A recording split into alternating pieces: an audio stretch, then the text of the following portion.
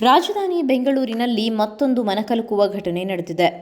ಮದುವೆಯಾಗಿ ಕೇವಲ 4 ತಿಂಗಳಾಗಿದ್ದ ನವ ವಿವಾಹಿತೆಯೊಬ್ಬರು ಮನೆಯಲ್ಲಿ ನೇಣು ಬಿಗಿದುಕೊಂಡು ಆತ್ಮಹತ್ಯೆ ಮಾಡಿಕೊಂಡಿದ್ದಾರೆ.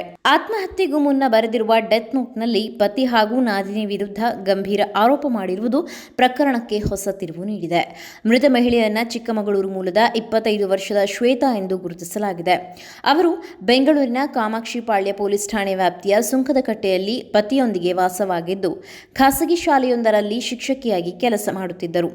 ಸುಮಾರು 4 ತಿಂಗಳ ಹಿಂದಷ್ಟೇ ತಾವು ಪ್ರೀತಿಸಿದ್ದ ಯುವಕನನ್ನ ವಿವಾಹವಾಗಿದ್ದರು. ಆದರೆ ಮದುವೆಯಾದ ಕೆಲವೇ ತಿಂಗಳಲ್ಲಿ ಶ್ವೇತಾ ನೇಣು ಬಿಗಿದುಕೊಂಡು ಆತ್ಮಹತ್ಯೆಗೆ ಶರಣಾಗಿದ್ದಾರೆ.